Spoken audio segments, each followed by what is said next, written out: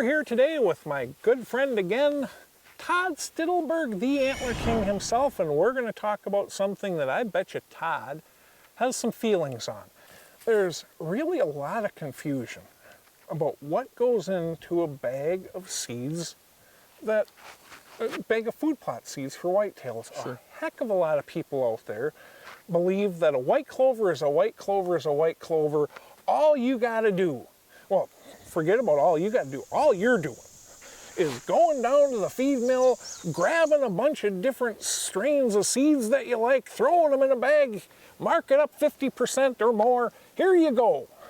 I actually worked back in college as a sunflower breeder's technician, which was really a $50 title for being a glorified migrant worker for most of the year, but actually did breed sunflowers. I understand that a white clover is not a white clover is not a white clover.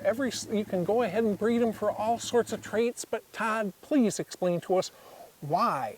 Why does someone actually want to buy a prepackaged bag of seeds from a reputable seed dealer, as opposed to just going down to the co-op and saying, hey, I want some purple top turnips, I want some dwarf Essex rape, and throw in some radishes, and go in and throw them in the ground, go.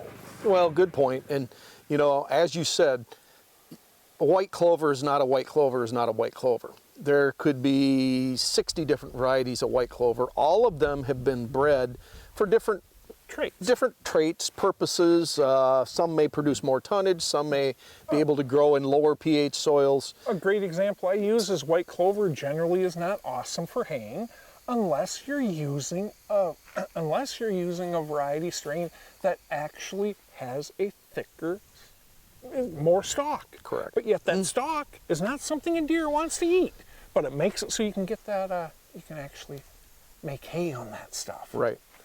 So yeah, and it goes into the brassica family. A brassica is not a brassica is not a brassica. The species we use in our honey hole, gosh, we got deer eating them in July and August already.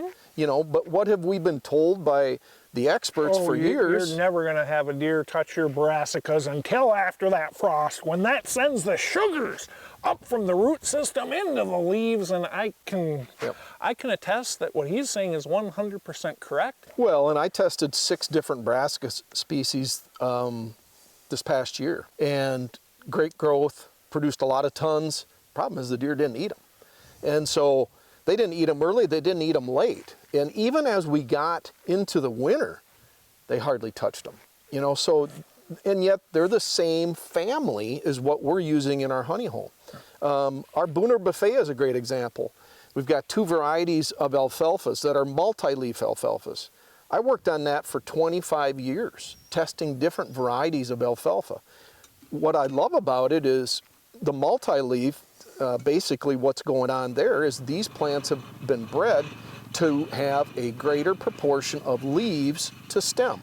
And as we know, the stem isn't going to be as palatable, it's not going to be as high in protein, not going to be as high in digestible energy. It's the leaves that we want, you know, so that's a great indication. Sometimes you'll see seed with a VNS behind it. That's variety not stated. It's simply that. It could be seed that you raised and you decided to sell it, and it could have a lot of weed seed in it. It could be some seed from a farmer that the seed company bought, and they bought it at a huge discount because the germination is horrible.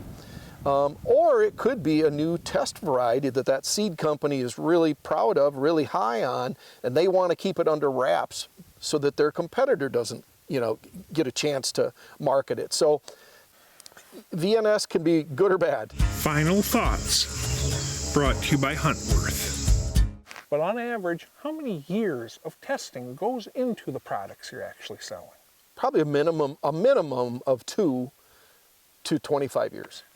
And you are conducting field trials. Yes. So you are actually going out there observing what the usage rates are with, I'm guessing, exclusion cages. Yep. Then taking samples. You're noting when the deer are feeding on them, when they're not, and you're sending samples in for nutritional analysis as well, are you not? Absolutely. Generally speaking, when you think you got something, you tend to send it out to your pro staffers to have it tested in all sorts of different places throughout the country as well, yes? Absolutely. I mean, try it on logging roads, shady areas, sandy areas, low pH, high pH. Yep. Exactly. So by the time you add all this up, is there even, now I'm talking about the rec, I'm not saying that no one out there has ever done this, but when it comes to a reputable seed dealer that's been around for more than a year or two, you think anybody's going down to the feed mill, grabbing a bunch of seed and throwing them in a bag? Well, there's companies, there's no doubt, that are not doing the research we're doing. I can 100% guarantee you that. But the good companies are, aren't they? Yeah.